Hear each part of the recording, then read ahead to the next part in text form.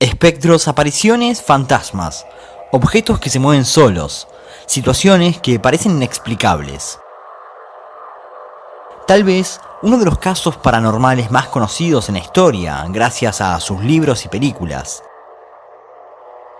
La casa de Amityville aún se mantiene en pie, con su aire fantasmagórico. No sabremos si estas historias paranormales que tiñeron la historia de esta vivienda son reales. Pero lo que sí se sabe, ese horror y los sucesos que acontecieron ese 13 de noviembre del año 1974.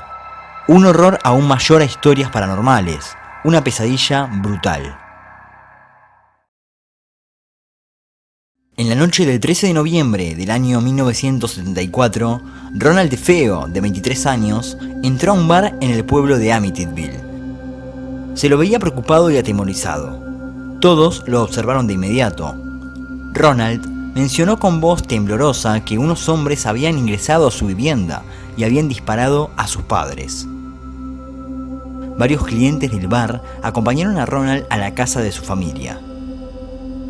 Un hombre llamó a la policía para denunciar el crimen. Cuando llegaron los agentes se encontraron con una escena desgarradora.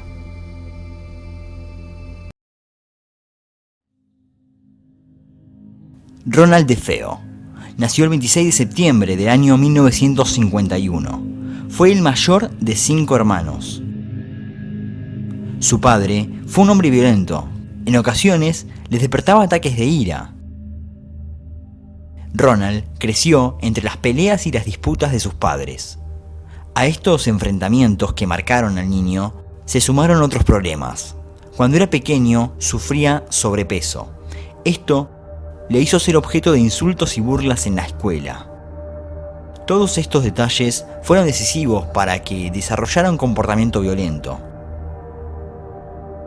Sus padres llevaron al pequeño Ronald al psiquiatra para intentar corregir esos comportamientos violentos que tenía, pero no sirvió de mucho. Él, en la consulta, mantuvo una actitud pasiva, no asumía que necesitaba ayuda. En su adolescencia comenzó a consumir LSD y coqueteó en varias oportunidades con la heroína. Todo esto terminó convirtiéndose en un cóctel mortal. Ronald comenzó a trabajar con su padre en un negocio que tenía su abuelo. Parecía que su mal comportamiento y sus vicios terminarían en ese momento, pero no fue así.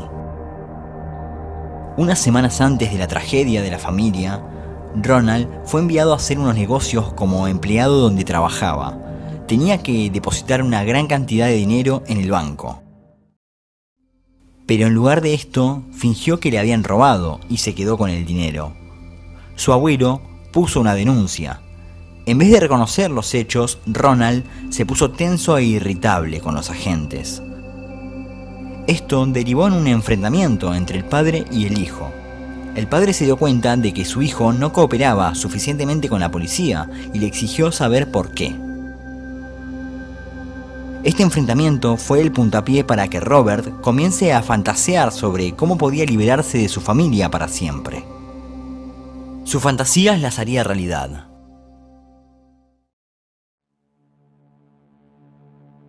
Todo comenzó alrededor de las 3 de la madrugada. Ronald tomó entre sus manos un rifle Marlin del calibre 35 y decidió acabar con su familia. El primero de los 8 tiros fue para su padre, a quien le disparó en la espalda. Este tiro le afectó el riñón y salió por el pecho.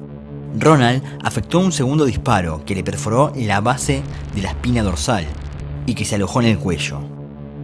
Seguidamente apuntó el arma a su madre, que estaba al lado, tendida sobre la cama. Disparó otras 2 veces. Las balas le destrozaron la caja torácica y su pulmón derecho. Tras contemplar durante unos segundos los cadáveres, se dirigió a las habitaciones del resto de sus hermanos para matarlos. Sus hermanos dormían en una habitación y su hermana en otra. Mark y John fueron los siguientes. Ronald se situó en el pie de sus camas y disparó una vez a cada uno mientras dormía. Las balas desgarraron los cuerpos de los jóvenes, destrozando sus órganos. La niña pequeña, Allison, se movió y alzó la vista justo antes cuando su hermano apretó el gatillo.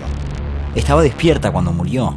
Su madre y la niña fueron las únicas personas que se despertaron en el momento de los crímenes. En cuanto al asesinato del hermano Dawn, Ronald apuntó el arma en su cabeza y le disparó en el lado izquierdo del rostro. Las 6 víctimas fueron encontradas boca abajo en su cama, sin signos de lucha o sedantes, llevando a la especulación de que alguien de la casa debería haber sido despertado por los ruidos de los disparos. Los vecinos informaron no haber escuchado ningún disparo. La investigación de la policía concluyó que las víctimas estaban durmiendo al momento de los asesinatos y que el rifle no había sido equipado con un supresor. Los oficiales de la policía y el médico forense que asistió en la escena del crimen estaban confundidos por la rapidez y la magnitud de las matanzas y consideraron la posibilidad de que más personas habían sido responsables del crimen. Aún así, nunca pudieron determinar si había otras personas con Ronald. Ronald se marchó de su hogar y pasó el día de un lado a otro. Esa noche, unos minutos después, regresó al bar, al cual siempre asistía. Se encontraba en un estado de agitación y consternación, solicitando ayuda y contando que sus padres estaban muertos. Cuando los agentes llegaron y vieron la escena, quedaron horrorizados. Hubo una conversación entre el detective y Ronald. Cuando la gente le preguntó quién podría haber cometido los asesinatos, el joven Ronald respondió que posiblemente fue el ataque de un grupo de mafiosos que, según él, guardaban rencor a su familia desde varios años antes. Sin embargo, pasado varias horas, Ronald se quebró y en la estación expuso seriamente fragilidades en su versión de los hechos. Al día siguiente terminó confesando.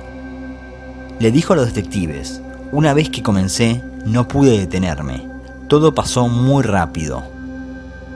Ronald admitió que se había tomado un baño, se había vestido y había desechado las pruebas cruciales, como la ropa manchada de sangre, el rifle y los cartuchos, en el camino del trabajo, como de costumbre. El juicio comenzó a mediados de 1975, casi un año después de los asesinatos. El abogado defensor trató de convencer a los presentes de que su cliente padecía enfermedades mentales, que en ocasiones escuchaba voces en su cabeza que le decían lo que tenía que hacer, que no tendría que ser considerado responsable legal del crimen.